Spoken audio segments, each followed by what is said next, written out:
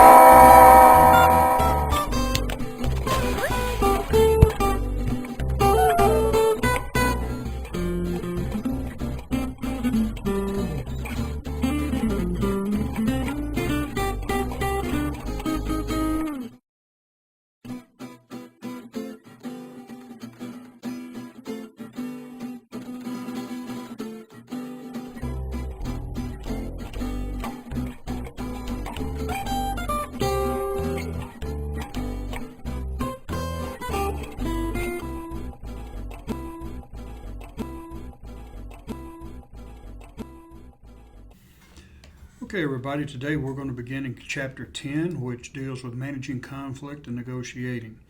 Now, if you've ever been in management or if you've ever been around groups, you know conflict is inevitable. It happens in churches, it happens in business. Anytime you get two people together, you're going to have opposing views and viewpoints. So, understanding the nature of conflict, knowing how to deal with it, how to leverage it for your advantage is going to help you out tremendously no matter what environment you may be working in. Now I'm going to start off with a little video. It's kind of a little funny video to kind of get you to understand the how destructive conflict can be and how valuable working together can be. So we'll take a look at that and then we'll move on to our lecture. Okay. The nature of conflict in organizations. What is conflict? Well, it's just a disagreement through which two or more parties perceive a threat to their interests, needs, or concerns. Now, I'm not sure if we need to use the word threat all the time, but we just could have different opposing views. So it can be a disagreement, it can be a threat, but your interests, needs, or concerns are different from someone else. So we need to be aware that that's what it is and be able to work through it. Now, is conflict bad? Well, it depends. As you see here, there's dysfunctional conflict, and dysfunctional conflict is destructive. It's based on emotions and differences between the two parties. Here you are challenging the person instead of the idea. And that's where a lot of times people get confused about conflict. Conflict means that you have opposing viewpoints. Now, that's necessary in business and in ministry. You don't want groupthink to happen. So you're going to want varying alternatives and points of view to be able to make sound decisions. It's when we carry those viewpoints past the boundary of logic and basing our argument on the merits of the point of view, and then we get personal, that's when it's dysfunctional. Now, constructive, functional conflict is positive conflict. Here, you are challenging the viewpoints. This leads to innovation. It leads to oftentimes creativity. It can expand into areas that can produce growth for your organization or your ministry. But constructive conflict deals with the issue at hand. It's not attacking the person. It's not holding grudges. It's just saying, okay, this is what I feel, and this is why I feel it. And when you can work that way, that's when you're going to have a well-oiled, well-functioning group or a team. There's been times when we've been in groups, I've led groups, and they start to challenge each other, and it can be fun. You don't have to look at conflict as something to shy away from. And oftentimes, this is what businesses have done in the past. They've avoided conflict at all costs. That means that when it came to choosing people to be in a group, they would normally choose people with similar values and attitudes and backgrounds so that there would not be a lot of conflict. From a cultural standpoint, people shied away from having diversity in that group because of the fear of offending and people getting mad and tempers flaring and all of that. So in the past, we've shied away from conflict. Now, conflict should be embraced.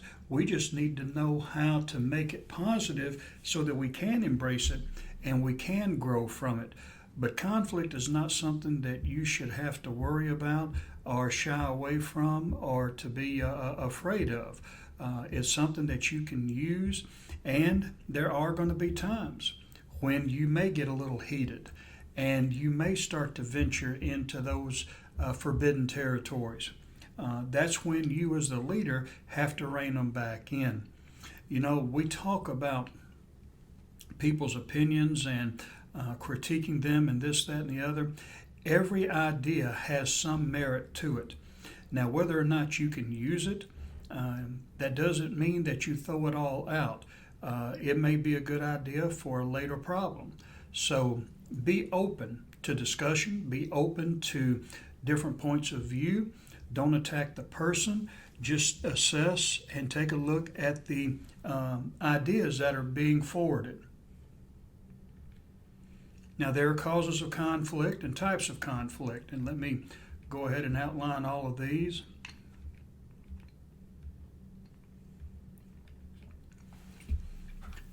Task conflict. That's just disagreement about the tasks or the goals. We should be doing this or we should be doing that. Now, here with task conflict, you can really gain from different points of view about what our goals should be when companies are gathering around and they're talking about the future. It's good to be able to have other people's opinions about what we should be doing in the future. That's only going to lead to expansion. It's going to open doors to new opportunities, and that's necessary today in business. You also have process conflict, and that's a disagreement about how to accomplish a task. Once we have decided on a goal, the next step is how do we get there? And if you go back to the rational decision-making process, that's how we go through the cycle or the process or the stages of making decisions, knowing what the issue is, and then how do we get to where we have reached the desired end. Relationship conflict, and that's incompatibility between individuals or groups. Now, with diversity, you have a melting pot of people in organizations today. It is what it is, and it's not necessarily bad, but you're going to have different values, different beliefs, different backgrounds, different abilities, and so forth. And again, as I said before, we used to shy away from that. We were afraid of it. But today, if you realize that people have different values and that there should be mutual respect, then that can oftentimes curtail or lessen the severity of conflict, especially conflict going into the dysfunctional realm. Conflict of interest, that's competition over resource constraints. Here you're going to see at the executive level that type of conflict. You see, every year, each company has to submit a budget proposal. Every department within a business, we do the same thing here at Mid-America. And there's only so much money to go around in any organization at any given time. Now, whoever is the main focus of the organization, they're going to receive the lion's share of revenue. For instance, if you are in manufacturing, manufacturing is going to receive the lion's share of the money. You've got to, because that's the key to that company. Support functions such as finance or HR or whatever, they may not receive as much. So they have to compete for whatever money is left once the main department or main function is taken care of. And that oftentimes leads to competition, and it also leads to conflict. And sometimes decisions can be made or suggestions that can be made that may not be in the organization's best interest, but rather that department's best interest. So that can cause conflict. And then you have values conflict. And those are just the different belief systems. You know, we have, again, with this melting pot of people, we have different belief systems that can come into the workplace. For instance, there have been litigation that emerged in the past over different religious values. This is one of the reasons why today we don't have Christmas parties, or we don't announce it as a Christmas party, because if you say Christmas, now you've offended the Muslims, you've offended the Jews, African Americans who are celebrating Kwanzaa. There are many Wiccans.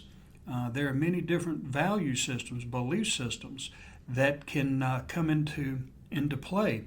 There have been instances where a company has gotten into trouble because of an employee coming in, putting up Christian symbols in their cubicle, and it's an offense to Muslims who are working next to them.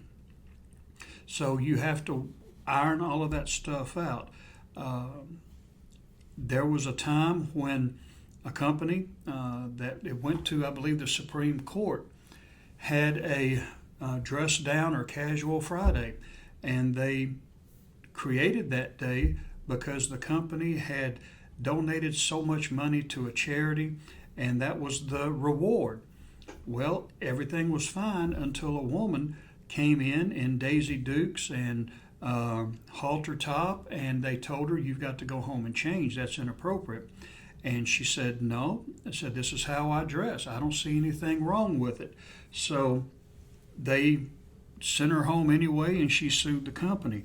So different beliefs, different values, those things can come back and really hurt you. So you need to know and be prudent in the way that you offer things in the business. churches today, we're becoming fragmented because of the way that I think we're deviating from the Bible.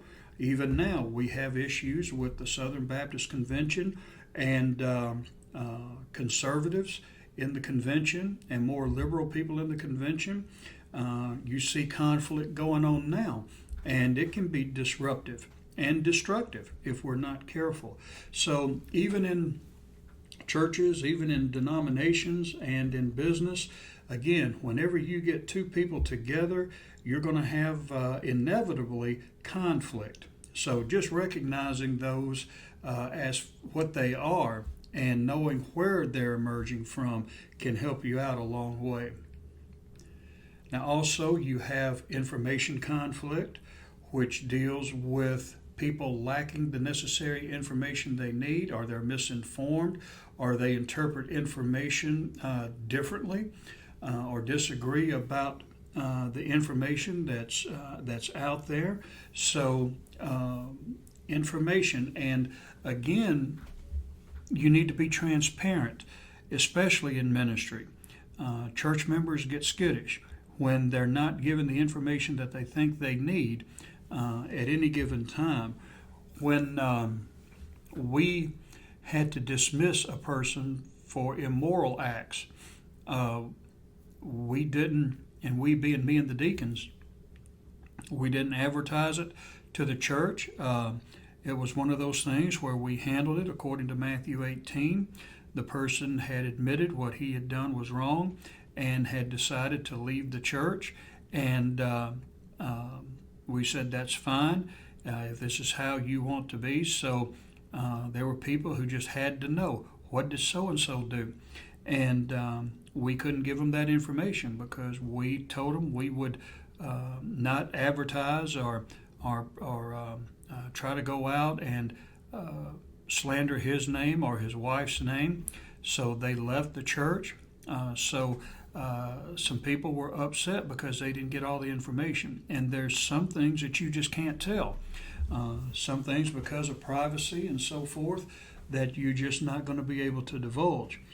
You can be as transparent as you can, and that's the same in business. If people hear rumors about the company downsizing, then if you're not talking to them, they can let their imagination run wild with them, and then you've got problems. You have people who are skittish. The Bible says that we're like sheep, and sheep have gone astray. Everyone has gone his own way, and the Lord hath laid upon him the iniquity of us all. Well, sheep, what they're saying here is that everybody has decided to go his or her own way, and when we do, we get skittish. We become afraid and timid and restless, and we see a lot of problems emerging from that. So we see here people who are ignorant of what is going on, not being able just to trust the organization or the leadership, but they're just misinformed or not informed, and they become very uncomfortable with it. And they can disagree about what information is relevant. And when you're in meetings and so forth, some people may want to discount others because they filter out what that person may say. A lot of times, and we have dealt with this in the past, women in the workplace, in the past, a lot of men didn't want to listen to the women. Oh, that's just a woman talking. So they had discounted whatever information the women had tried to contribute. But today, we are changing that attitude to where we're being more inclusive. Now, task interdependence is where one person or unit is dependent on another for resources or information. One of the things that I do in my graduate classes for another school is that oftentimes I would give them group projects where everybody had to depend on the other to get their part of the project finished. And invariably, I would have someone call upset and crying a week before the end of the class when the project was due. Dr. Marshall, so-and-so has not helped out. They've been sitting around and not doing their part, and now we don't have this part of the project done. So that can be a a problem, especially when you're working in groups. But again, if it happens in ministry, maybe the song director is not prepared for Sunday morning, and that's not happened. But song director is not prepared for Sunday morning, and the choir is off key, and the pianist is off key. That puts a sour taste in people's mouth, and before I even stand up as the pastor, my legs are already chopped out from under me because the music has, ruined the appetite of people. But that's just, that's an extreme example, and one that I hope you haven't had to experience. But task interdependence, and then you have structural conflict, and this results from structural or process features of the organization. So you can have within an organization all types of organizational problems, structures. I went into a college to troubleshoot at one time, and the way that the organization was laid out, no one talked to anyone. Everybody thought that they were the most important person and department in that school, and it didn't make a difference if it was accounting. They didn't think that academics or any of that stuff was as important as they were. They became very territorial, and this is something that happens a lot of times when you are in a functionally departmentalized organization where each department is segregated and the departments don't talk, do that horizontal communication a lot of times. Our diagonal communications at times. So structural conflict, just the way that the organization is designed, can bring about conflict. And it's funny because, well, it's not too funny because the school ultimately closed down, but they were so ingrained in their divisions and divisiveness that ultimately the school just went under. So you don't want that to happen in your organization. It's a sad thing to have had occur, but it's a lesson, especially for me and for people that I teach, to make sure that you curtail the dysfunctional conflict that goes on in an organization. You're not going to be able to police everything, but you need to train your people in how to handle conflict and have them recognize the difference between what is functional and what is dysfunctional. Because if not, you're going to have problems. And if there are disconnects and divisiveness and struggles within the organization, your productivity is going to wane and ultimately drop off. And as a manager, you're going to be held accountable for that. So these are some of the causes of conflict, and we've talked about what conflict is. So tomorrow we'll go on a little bit further with conflict, but this is enough for right now, so we'll stop here. Today we gave you a brief introduction of conflict, and we told you how conflict can emerge, some of the causes of conflict, and we also looked at the difference between functional and dysfunctional. Not all conflict is bad. How it's handled and the nature of the conflict determines whether or not it's bad. But you as a manager need to be able to know, and as a minister, you need to be able to know that conflict is going to come up no matter what. As long as you have two people together, eventually they're going to be disagreeing. So how you handle that is going to be a large determinant on how well you can engage your people and how you can get them to be productive even in the midst of disagreements. Well, you have a good day, and we'll finish up a little bit more tomorrow.